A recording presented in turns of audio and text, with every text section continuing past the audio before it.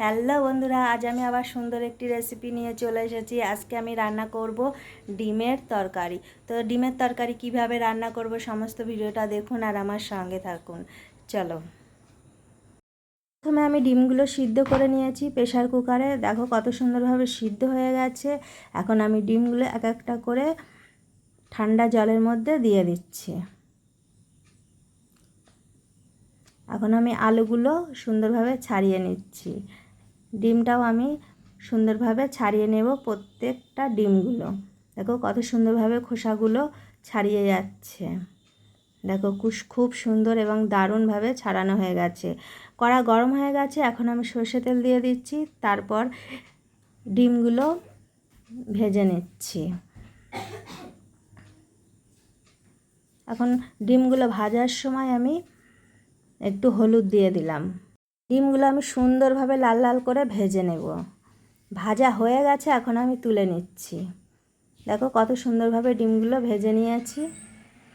এখন আমি আরেকটু তেল দিয়ে দিয়েছি। তারপর সেই তেলের মধ্যে আমি তেজপাতা, গোটা জিরে আর গোটা গরম মশলা ফোড়ন দিয়ে দিলাম। একটু ভাজা ভাজা হয়ে গেলে আমি পেঁয়াজগুলো দিয়ে দিচ্ছি। পেঁয়াজগুলো সুন্দরভাবে লাল লাল করে ভেজে নিতে হবে। তারপর আমি টমেটো কুচিগুলো দিয়ে দিচ্ছি।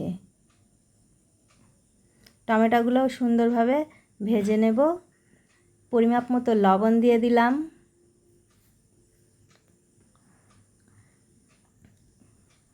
তারপর আমি হলুদ গুঁড়ো দিয়ে দিলাম। মশলাটা একটু ভাজা ভাজা হয়ে গেলে এখন আমি বেটে রেখেছিলাম জিরে, আদা, রসুন আর লঙ্কা, সেগুলো আমি দিয়ে দিলাম। এখন সুন্দরভাবে মশলাটা কষিয়ে নিতে হবে। যতক্ষণ না তেল ছেড়ে দিচ্ছে মশলাটা সুন্দরভাবে কষিয়ে নেব, নইলে কাঁচা কাঁচা গন্ধ থাকবে। এখন আমি সুন্দরভাবে মশলাটা কষিয়ে নিচ্ছি। দেখো কত সুন্দর তেল ছেড়ে দিয়েছে। এখন আমি সিদ্ধ করা আলুগুলো দিয়ে দিচ্ছি। দিয়ে এখন আমি সুন্দরভাবে আলুগুলো কষিয়ে নেব। এইভাবে কিছুক্ষণ আমি সুন্দরভাবে কষিয়ে নিচ্ছি।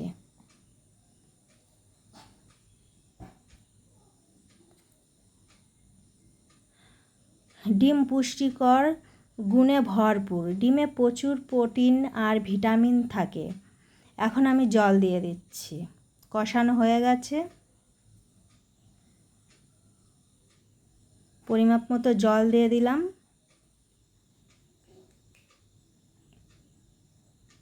দেখো কত সুন্দরভাবে ফুটছে, দারুণ কালার এসে গেছে।